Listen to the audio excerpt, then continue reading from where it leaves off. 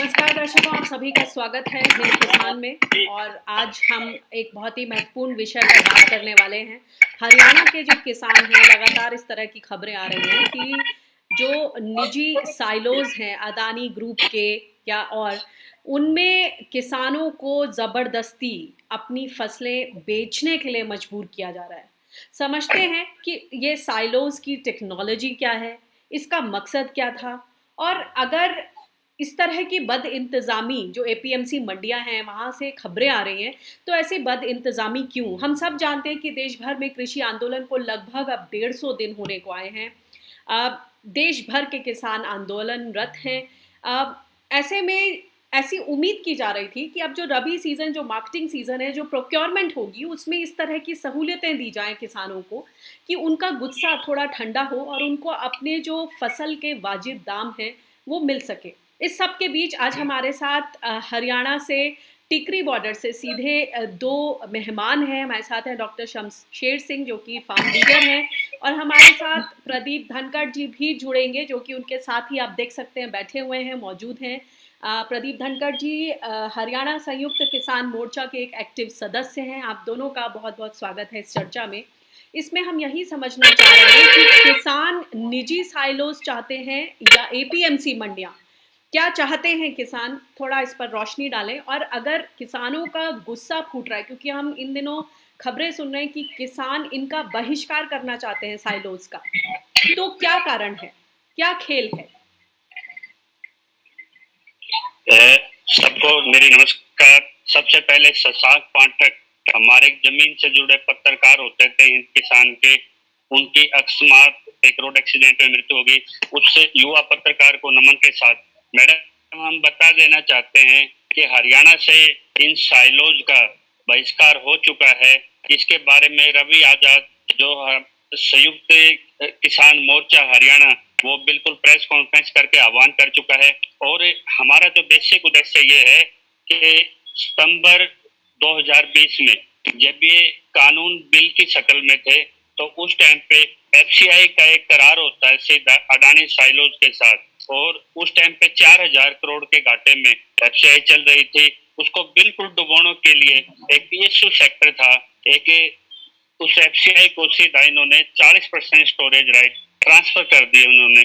और आज जो कि ये कानून होल्ड पे है सुप्रीम कोर्ट में 1.5 साल के लिए, तो जो वो कानून से पहले का जो करार था वो अवैध करार था, और उसके लिए 2 लाख करोड़ का जो इंफ्रास्ट्रक्चर प्रोजेक्ट जो कोविड काल में मोदी जी जिसको छाती पीट पीट के पूरी तरह प्रचारित कि हमने किसान को स्टोरेज दे दी, इंफ्रास्ट्रक्चर दे दी, उनमें इनके बीजेपी के मंत्रियों ने कोलोब्रेशन के नाम पे जमीनें खरीदी और अडानी के साथ उन्होंने बैकडोर से पैचअप किया। और यहाँ तक कि हरियाणा कैबिनेट ने जब कोविड पीरियड चल रहा था तो 9 जगह हरियाणा में 987 एकड़ जमीन उन्होंने जिस तरह से इनको बैकडोर सीएलयू दिया। ये पहले आए थे एपीएमसी में, इन्होंने एग्रीकल्चर प्रोड्यूस के नाम पे इन्होंने एक एससीजेड के नाम से पहले फाइल अप्लाई की थी, बाद में इन्होंने इसको नाम दिया पीपीपी मॉडल का। तो लेकिन कोई वो कलर एक्सरसाइज थी जो कलरेबल एक्सरसाइज थी, जब विधानसभा में इस पे क्वेश्चन लगता है तो खुलासा होता है कि हरियाणा के कृषि मंत्री के लड़के ने जब रजिस्ट्रियां बंद थी तो उन्होंने ऑफलाइन रजिस्ट्री करके एक बड़ा घोटाला किया था। जब ये सवाल लगते हैं विधायकों के माध्यम से तो विधायकों पे रेड की जाती है, मैम के विधायक पे रेड होती है, कांग्रेस के विधायकों पे रेड के साथ कार्रवाई होती है, क्योंकि वहां ज्वाइंट कमेटी बननी थी और ये सीएलयू स्कैम था जो साइलोज खड़े करने के पीछे उनकी जांच होनी थी।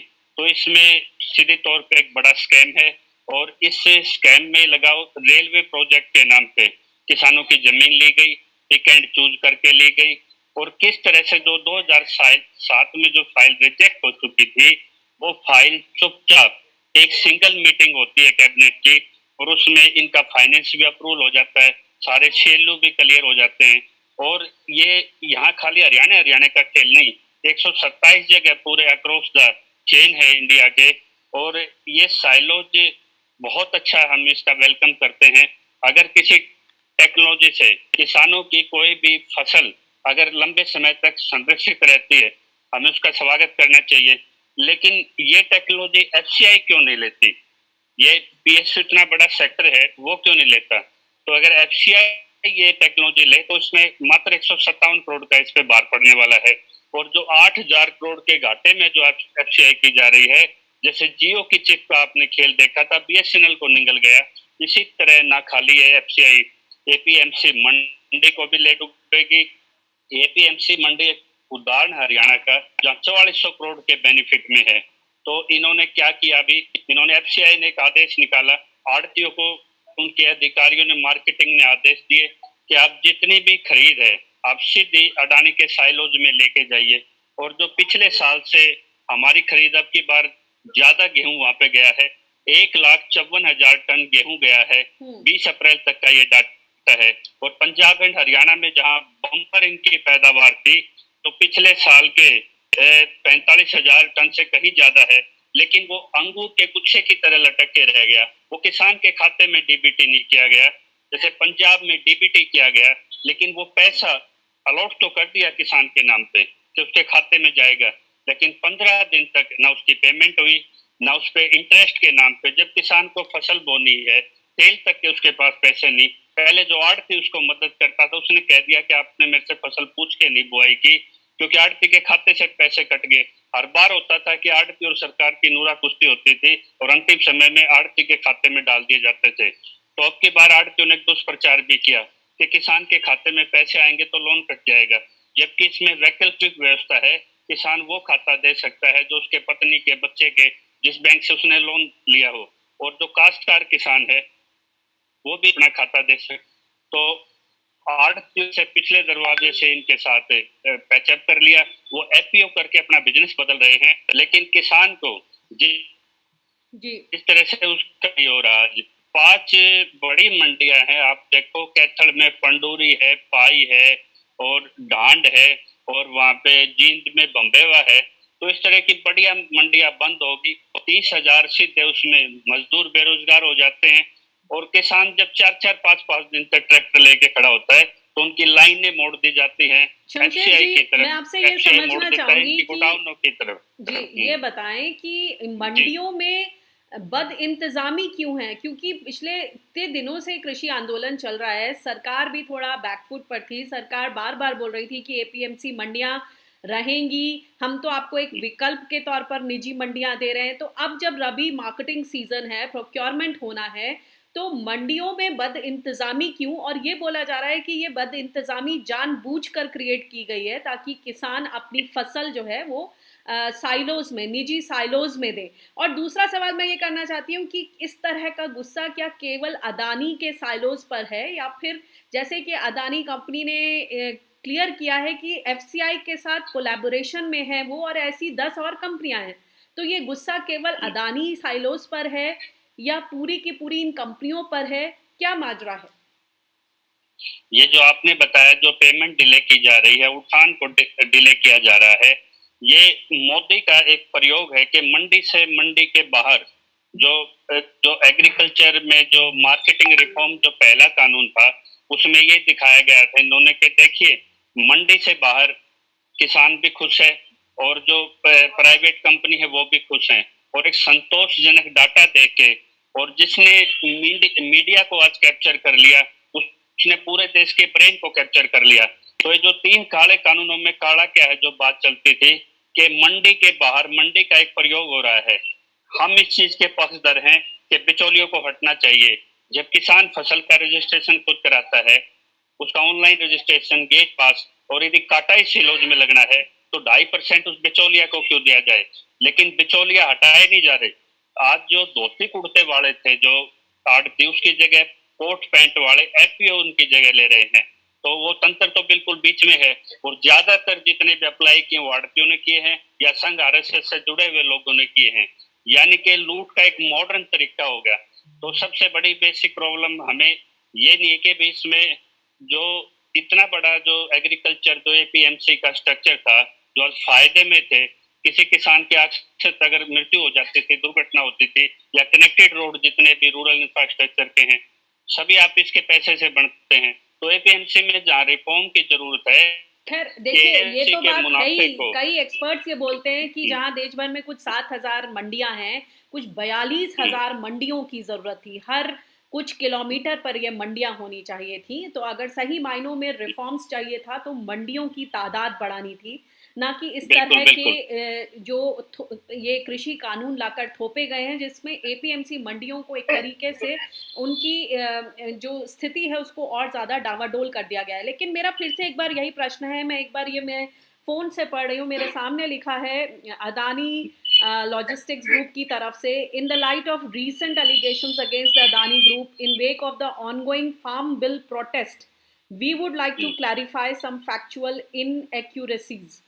फर्स्टली हमारे वेबसाइट में क्लियरली कहा गया है कि इन्वेस्टमेंट हुआ है 700 करोड़ का साइलो ग्रेन स्टोरेज इंफ्रास्ट्रक्चर बनाने के लिए।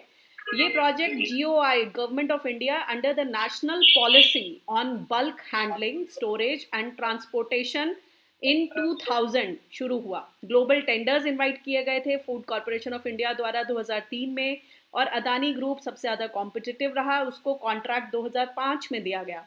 प्रोजेक्ट कमीशन हुआ 2007 में 20 साल के लिए।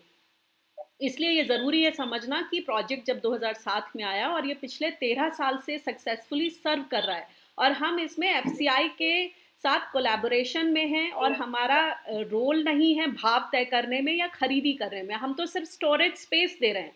इसको आप किस तरह से देखते हैं? ये बिल्कुल इनका एक्सप्लेनेशन जायज है, क्योंकि जिस जिस जमीन पे साइलोज खड़े किए गए हैं वो फॉल्टी सीएलयू स्कैम है, और ये लगाओ 800 करोड़ का स्कैम है यहाँ हरियाणा में। उसकी जांच हो तो दूध का पानी पानी हो जाएगा। और दूसरी बात, अगर एफसीआई जैसे सेक्टर को, जैसे आपके रफेल में हिंदुस्तान एरोनॉटिक्स की बलि चढ़ाई गई थी, अगर हमारा एफसीआई जब सक्षम है इस चीज में, तो ये जो ठीक कह रहे हैं कि ये लंबे समय से इनकी डील चल रही है। कांग्रेस रूल्ड भी अगर कोई सीएम है वो भी इस करार में शामिल है, और ये ऑटो रिन्यूअल के आधार पर इनका करार है। एक यूनिट में जहाँ पे जो कंपेरेटिव जो और प्राइवेट गोडाउन है वहाँ 12 रुपए 34 पैसे खर्च आता है, वहीं अडानी को इसमें 23 रुपए के अराउंडली वो दिया गया। और जब स्टोरेज के इतना होने के बाद भी एफसीआई भी अपना स्टोरेज करती है, यानी कि जब आपने स्टोरेज के लिए कॉन्टैक्ट कर लिया तो सीधा आपके साइलोज करेंगे, उसके बाद एफसीआई अपना उतना ही अपने आप पे खर्च करती है। और इनके सिलोज का ये लगा लो 15% खाली अपना जो ग्रेन्स है वो खाली सिलोज में जाता है, यानी कि वो सड़ाया गड़ाया जाता है। और जैसे इन मंत्रियों के रिश्तेदारों को, जैसे बेवरेज इंडस्ट्री, जैसे शराब के उद्योग हैं, उनमें 1.5 रुपए की बोलियां लगा के दिया जाता है, यानी कि एफसीआई को जानबूझ के बर्बाद किया जाता है। यदि आपने स्टोरेज का पूरा टेंडर ही दे दिया तो सारा फिर साइलोज में रखना चाहिए, लेकिन आप उस पे बर्डन दिखाने के लिए एफसीआई को आप डबल बर्डन कर रहे हैं। और इस कॉन्ट्रैक्ट एक्ट में कांग्रेस के सीएम भी शामिल हैं और बीजेपी के भी शामिल हैं। अब बड़ी बात यह आती है कि मंडी से मंडी के बाहर का प्रयोग, जिसपे किसान आपत्ति करते थे, एक आंकड़े के साथ और जो नेशनल मीडिया के साथ मोदी जी ये प्रचार करेंगे कि भाई देखिए किस तरह से हमने बिचौलिया को हटा दिया और किस तरह से हमने एक सक्सेसफुल मॉडल दिया है। जो इस सड़कों पे बैठे हैं ये किसान राजनीतिक हैं, तो किसान आंदोलन में राजनीति है। हरियाणा से गुरनाम चडोनी आए, राज्यपाल आए, उन्होंने आड़तियों का लंबे समय तक प्रतिनिधित्व रहे, उनके खुद आड़त के बड़े बिजनेस रहे हैं। तो आज दखल ये है कि जो आज पंजाब में, यूपी में जो 2022 का चुनाव है, उस चुनाव की रणनीति में लेके मोगा में आज घेराव करके बैठे हैं, इनमें कोई भी एक दाना नहीं दे जाना चाहता। लेकिन हरियाणा में जब बात आती है तो हरियाणा का शीर्ष नेतृत्व इसीलिए मुकर नहीं हुआ, इसीलिए हरियाणा संयुक्त मोर्चा इस पे बार बार दबाव डाल रहा है कि हमें जमीन वापसी की लड़ाई लड़नी है, सत्याग्रह की लड़ाई लड़नी है। हमारे साथ तो प्रदीप धनखड़ जी भी हैं। प्रदीप जी, मैं आपसे ये समझना चाहूंगी, प्रदीप जी, जी ये समझना चाहेंगे कि जिस तरह से ये बताया गया है कि किसानों को बोला जा रहा है कि आप अपना जो फसल है वो आप ले जाके इन साइलोज में बेचिए, और वो एक तरफ से जो ये अदानी ग्रुप के जो साइलोज हैं उनकी तरफ से ये स्टेटमेंट आ रही है कि हम कोलैबोरेशन में हैं, और हम तो ना फसल का भाव तय करते हैं, हम तो सिर्फ स्टोरेज सुविधा दे रहे हैं। तो ऐसे में ये डेटा किस तरह से मैनिपुलेट किया जाएगा? जैसे कि शमशेर जी बता रहे हैं कि सरकार दिखाएगी कि देखिए हमने कितना ज़्यादा किसानों ने अपनी फसल जाके इन साइलोज में रखी है, और हम वो भी इसके फेवर में हैं। मतलब ये किस तरह का नैरेटिव बिल्डअप होगा, ये समझना चाहते हैं। क्योंकि एफसीआई के कोलैबोरेशन में है ये, तो एफसीआई के बिहाफ पर काम कर रहा है। अदानी लॉजिस्टिक्स खुद से ना तो भाव तय कर रहा है, ना किसानों को पेमेंट कर रहा है। ये कुल मिला के प्रधानमंत्री जी ने देश को ये बता दिया है कि जो देश की एफसीआई जो संस्था है वो अडानी अंबानी के आगे कमजोर पड़ेगी। जो काम अडानी अंबानी करना चाहते हैं, दिखाना चाहते हैं कि मैं देश हित के उसमें ज्यादा काम कर सकता हूँ, तो इसका मतलब सरकार कमजोर होगी अडानी अंबानी के आगे। देखिए, सरकार का हमेशा से कहना है कि हमारा काम गवर्नेंस है, हम इन चीज़ों में नहीं पढ़ सकते हैं छोटी छोटी, हम इन चीज़ों के सिस्टम्स तैयार करेंगे, पब्लिक प्राइवेट पीपीपी मॉडल्स तैयार करेंगे और उसके बाद हम आगे बढ़ जाएंगे, हमारा काम गवर्नेंस का है। तो जहाँ तक खाद्यान्न सुरक्षा की बात है, स्टोरेज की बात है, आप लोगों को किस तरह की आशंका है?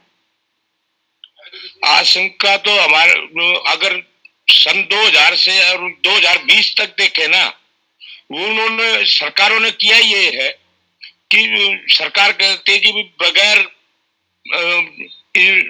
जो जिसको लागत बोलते हैं, बगैर लागत लगाए भी काम चल सकता है, हमें तो खाली चौकीदारा करना है। अगर चौकीदारे के लिए अगर सरकार ही बढ़ाई जाएगी तो फिर वो तो सिस्टम ही दूसरा होगा। पार्लियामेंट 20 साल से हुआ क्या है अभी तक?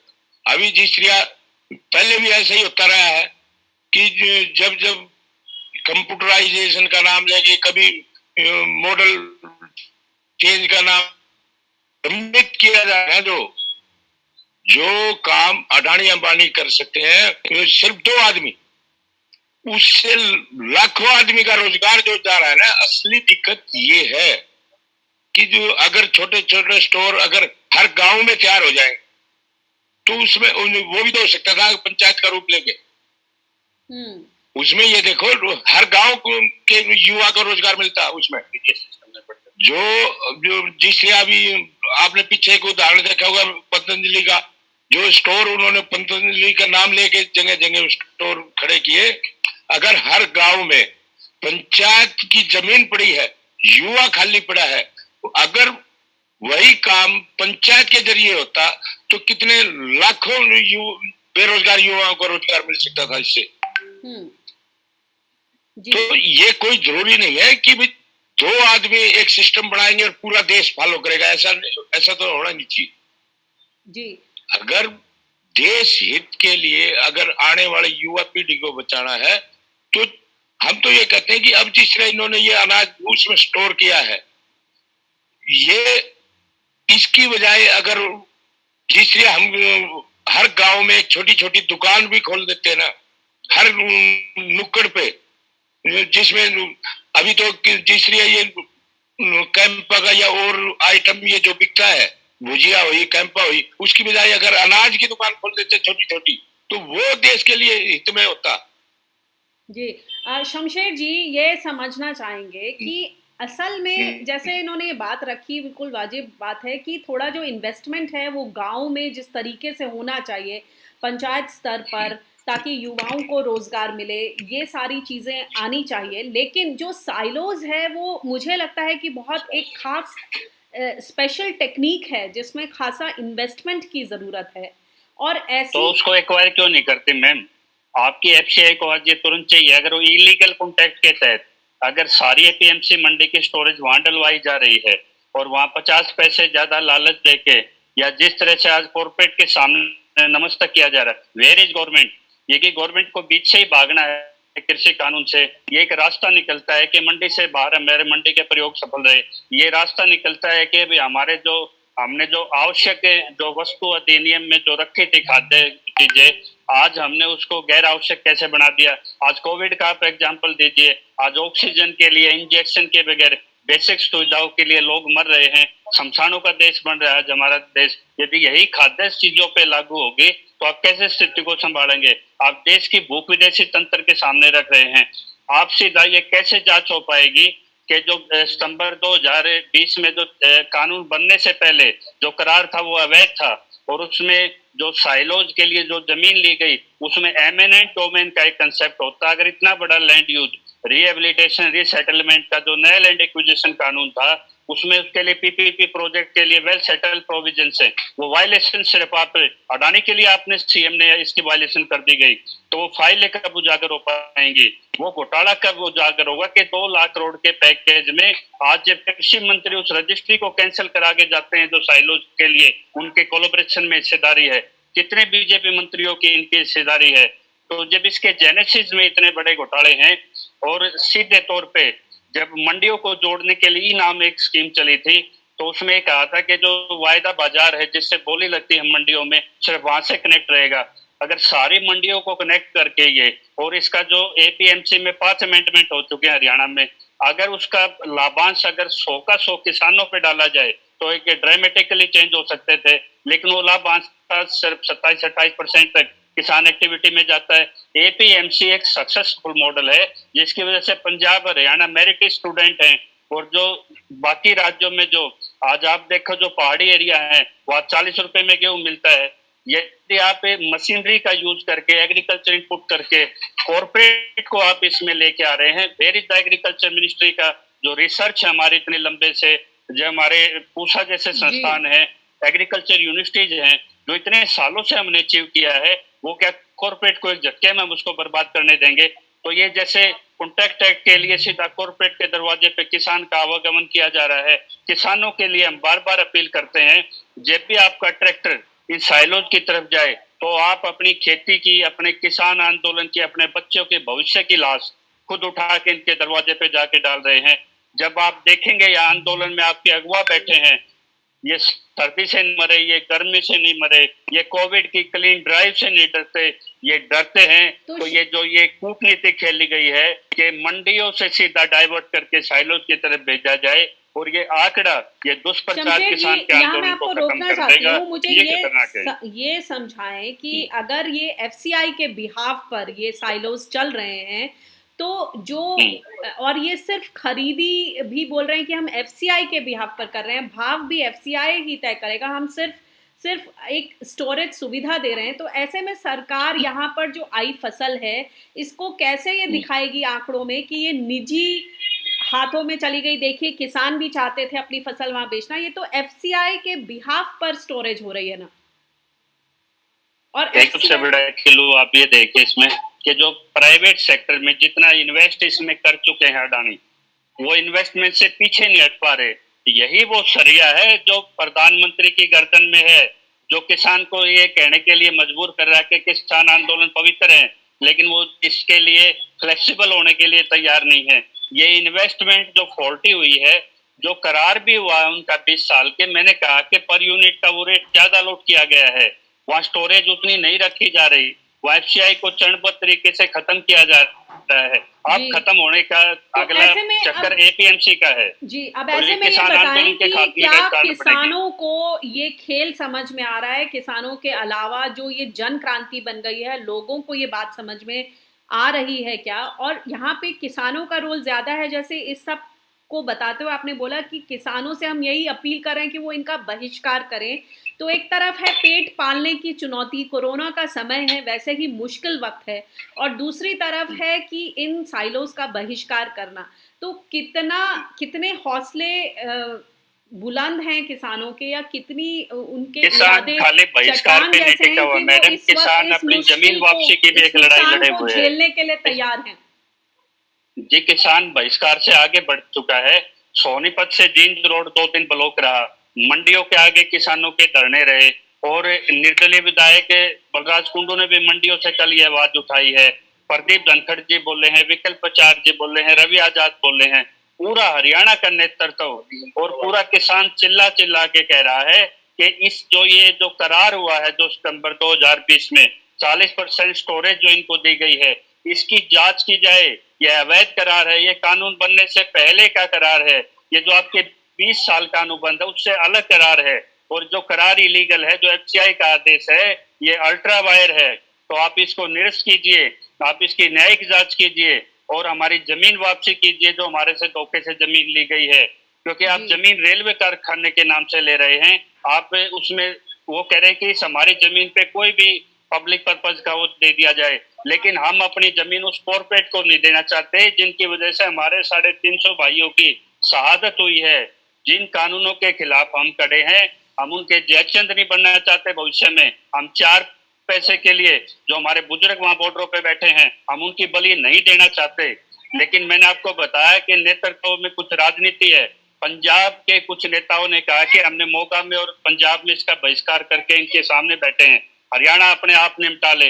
ये गुरनाम चड्ढू ने हमने मिस इन्फॉर्मेशन दी है। तो आज हरियाणा के जो सीरियस नेतृत्व हैं उनके लिए चुनौती है कि वो एक साइलोज पे किसान एजिटेशन के लिए तैयार है, वहां पे पक्के मोर्चे लगाएंगे और किसी भी तरह से जब तक या तो ये अनुबंध की जांच हो, इसे जो इसमें सीएलयू स्कैम हुए हैं, इस अलॉटमेंट में जो जमीन जो अलॉटिंग के खड़ी की, उन 3-4 जगह सीलोज पूरे हुए हैं, बाकी खाली पड़े हैं। और टिकैत साहब ने कहा है कि हम ट्रैक्टर चला देंगे, जैसे दिल्ली में 5 लाख ट्रैक्टर गए थे। टिकैत साहब का ऐलान है कि खाली पड़ी जमीन को हम जोत देंगे और जमीन वापसी का अभियान चलेगा यदि न्यायिक तरीके से डेमोक्रेटिक सरकार इसकी जांच नहीं करती, क्योंकि जमीन भी धोखे से ली गई है। वो जो बहुत बहुत धन्यवाद शमशेर जी और प्रदीप धनखड़ जी इन सारे मुद्दों को हमारे सामने लाने के लिए। और हम उम्मीद करते हैं मैं एक अपील करना चाहता हूँ लास्ट में अपने किसानों के लिए कि कोई भी फैसला ले, ये आपको खेती जिंदा रखनी है, आपको ये मंडियां जिंदा रखनी है, एफसीआई जिंदा रखना है, देश जिंदा रखना है, आंदोलन जिंदा रखना है। तो ये जो आपने जो मोर्चों पे किसान बैठा रखे हैं, इनकी बलि मत दीजिए। मजबूती से कहिए कि हम मंडी में ही फसल बेचेंगे। और मंडी कानून ये कहता है यदि मंडी में कहीं जगह नहीं है गेहूं डालने की, तो आप एसडीएम के, डीसी के, इनके मंत्रियों के घर में जहां भी पक्की जगह है, इनके दरवाजे के आगे किसान फसल बेचेंगे। लेकिन इस अडानी और इसके प्राइवेट गोडाउनों की तरफ किसान अपनी फसल लेके नहीं जाएगा। और इसका जल्दी इसका नतीजा कल टिकटिंग है सिंह ऐलान इसके कार्यक्रम के साथ किसान सामने आएंगे। जी बहुत बहुत शुक्रिया इस जानकारी को हमारे साथ साझा करने के लिए। और हम उम्मीद करते हैं कि इसमें इस चर्चा से कम ये बिल्कुल साफ है 2 बातें कि किसान निजी साइलोज नहीं चाहते हैं, किसान एपीएमसी मंडियां चाहते हैं। और जहां तक जो इन्वेस्टमेंट्स की बात है, प्राइवेट इन्वेस्टमेंट की, वो चाहते हैं कि वो इस तरह से हो कि एकीकरण ना हो दौलत का, किसी कुछ खास लोगों और कुछ खास कंपनियों के हाथ में वो दौलत ना आए। और अगर निजीकरण हो भी रहा है और एक चीज और हम साइज कर दें इसमें, और ताकि एक चीज और रखना चाहेंगे हम इसमें कि जो एमएसपी कानून है, अभी इसको लीगल फ्रेमवर्क नहीं दिया है। स्पेन जब कानून बना सकता है, पूरे देश के कृषि आधारित विश्व के देश भारत की तरफ देख रहे हैं कि एमएसपी कानून कब बने। आज तो चलो ये मार्केट का एक प्रयोग है, इसके लिए खेला जा रहा है, लेकिन भविष्य में एमएसपी से नीचे इसमें लूट नहीं होगी, लागत मूल्य नहीं बढ़ेगा और इसका जो कंज्यूमर पे इफेक्ट पड़ेगा पूरे देश के, वो कैसे देश भुगतेगा। तीनों कानूनों का समावेश ये कहता है कि हम सरकार बीच से भाग रही है, जिस सरकार को बीच से नहीं भागने देंगे। और कानून की इसलिए मांग है कि कानून पीएम से भी ऊपर काम करेगा, कि सरकार अपने पल्ला नहीं झाड़ सकती है, जो उसका फर्ज नहीं भागने देंगे सरकार को, उससे बीच में नहीं भाग सकती है। और जो यदि सरकार बीच से भाग रही है तो संसद भी ये चला ले, शेयर मार्केट भी ये चला ले, कॉर्पोरेट जो प्राइवेट हॉस्पिटल्स हैं उनकी किस तरह से इस समय हर जगह हाहाकार मचा हुआ है कोरोना से, और किस तरह से जो बेसिक सुविधाएं हैं, चाहे वो बेड हो, रेमडेसिविर इंजेक्शन हो, ऑक्सीजन सिलेंडर्स की अवेलेबिलिटी हो, वो सब कुछ बुरे स्थिति में है। और इसीलिए हमारे किसानों की बार बार यही अपील होती है कि हम खाने को तिजोरी में बंद नहीं कर सकते। शायद यही कारण है कि वो कह रहे हैं कि साइलोज में बंद नहीं कर सकते, कॉर्पोरेट्स को नहीं दे सकते, क्योंकि बात यहाँ खाद्य सुरक्षा की है। बहुत बहुत शुक्रिया हमसे जुड़ने के लिए। नमस्कार।